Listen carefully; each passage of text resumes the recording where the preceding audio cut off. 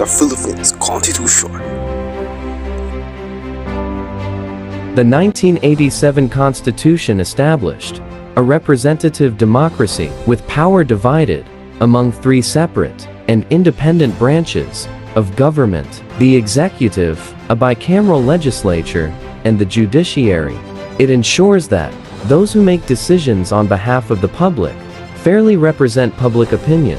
It also sets out the ways in which those who exercise power may be held accountable to the people they serve.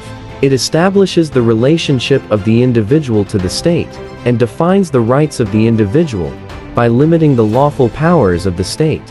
Thus, it is one of the most important political achievements of the Filipinos. The Constitution enables students to remember and embrace their basic rights as a people and the basic principles by which our society has been organized.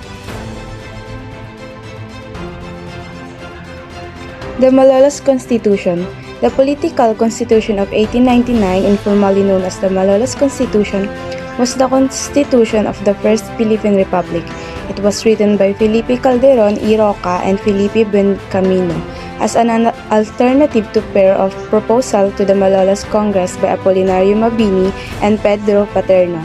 After a lengthy debate in latter part of 1898, it was promulgated on 21 January 1899.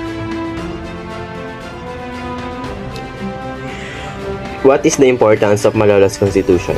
The Constitution especially provided for a safeguards against abuses and enumerated the national and individual rights not only of the Filipinos of the aliens.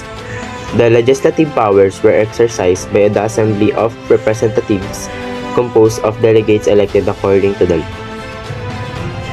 Who made the Malolos Constitution? It was written by Felipe Calderon y Roca and Felipe Buencamino as an alternative to a pair of proposal to the Malolos Congress by Apolinario Mabini and Pedro Paterno. The iconic photograph of 1899 Malolos Congress, digitally colored based on written accounts, and the restoration of the Borosian Church for the 1998 centennial.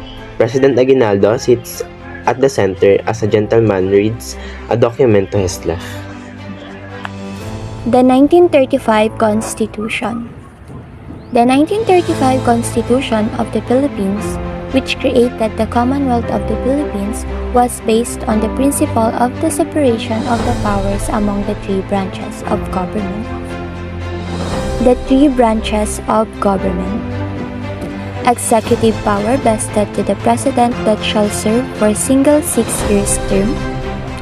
Legislative power vested in unicameral nation assembly. Judicial power as exercised by the Supreme Court.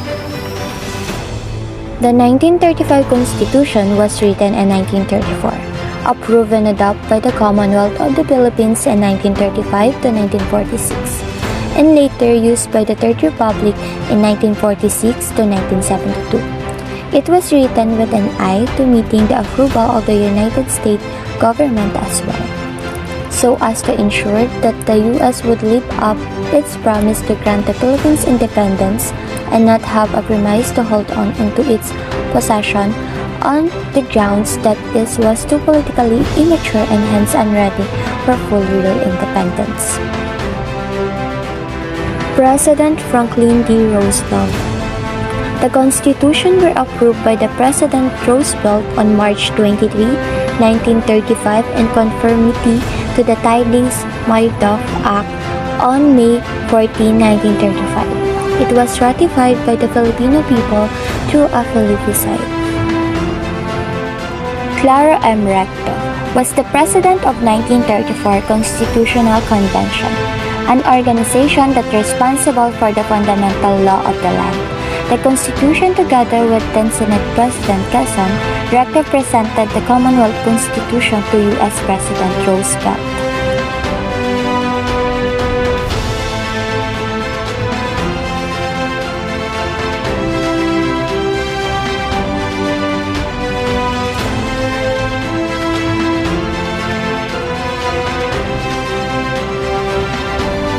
The 1973 Constitution, drafted to the President Marcos by 1971, Constitutional Convention on December 1, 1972, deemed ratified by the citizen assemblies held on January 10 to 15, 1973, and proclaimed in force by the proclamation by President Marcos on January 17, 1973.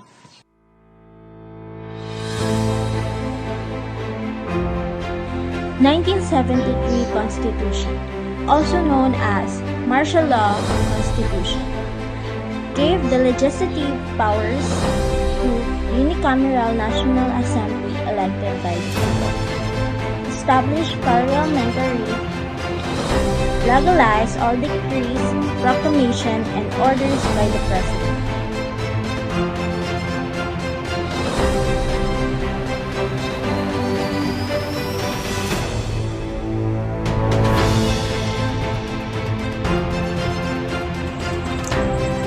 The 1973 Constitution, composed of preamble and 17 articles, provides for the shift from presidential to parliamentary system of government.